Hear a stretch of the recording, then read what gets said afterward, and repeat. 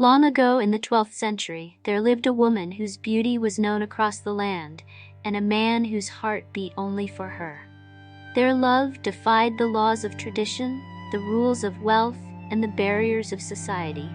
But in the end, their love would face a cruel fate.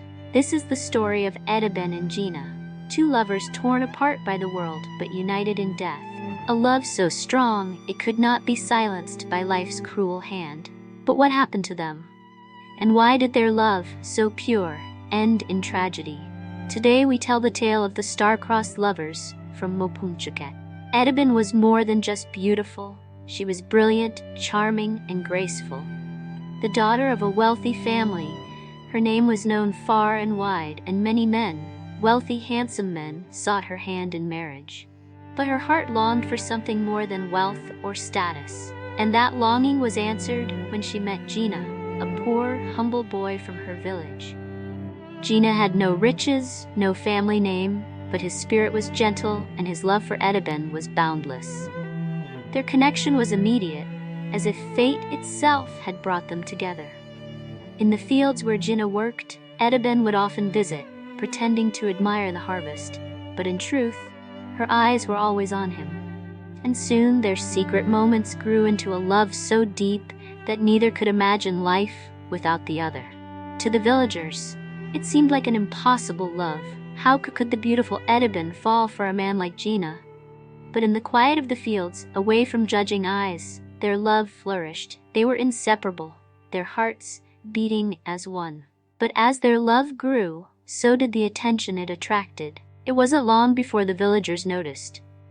Etiben, the pride of her wealthy family, was in love with Jina, the poor boy from the fields. The whispers grew louder, and soon Etiben's parents learned of their forbidden love.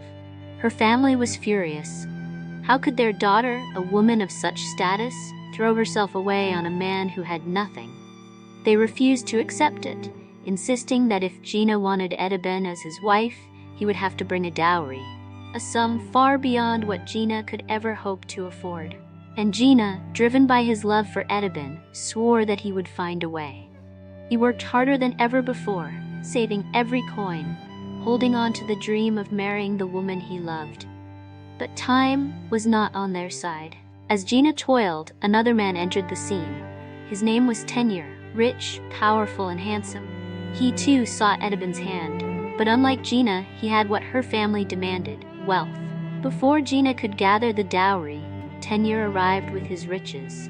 And just like that, Etiben was married off to him. The love that had blossomed between Jina and Etiben was crushed by the weight of tradition and wealth. Etiben was taken away, her heart torn from her chest as she was forced into a life she didn't choose. But even marriage could not keep Etiben and Jina apart. Their love was stronger than the bonds of tradition, and despite her marriage to Tenyer, Etiben continued to meet Jina in secret. In the fields where their love first bloomed, they would steal moments together, moments that were all they had left. They couldn't stay away from each other. Their love was like a flame that could not be extinguished. But as with all secrets, it was only a matter of time before the truth was discovered. Tenyer's fury knew no bounds.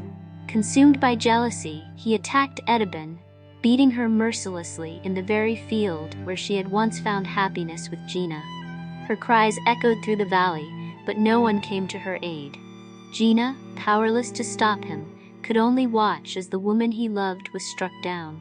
Etiben was left unconscious, her body broken by the man she had been forced to marry.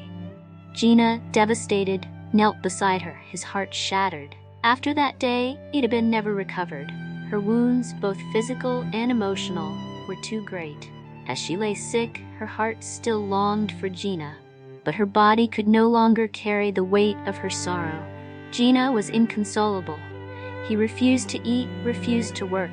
He had lost the one thing that made life worth living. His grief consumed him, and soon he too fell ill. Etiben, weakened by the beating and the pain of separation, succumbed to her illness first. She died with Jina's name on her lips, her last thoughts of the man she had loved so deeply. And Jina, upon hearing of Etiben's death, could no longer bear the weight of his grief. his body, frail from the suffering he had endured, gave out. He too passed away, joining Etiben in death, where their love was finally free. In life, Jina and Etiben were torn apart by the world around them, by wealth, by tradition, by the expectations of others. But in death, they were finally united. Their love, though marked by tragedy, could not be silenced. Today, their story is remembered as a reminder of love's power and its fragility in the face of a society that values status over the heart's true desires. Their tale is a testament to the enduring nature of love, even when life itself cannot contain it.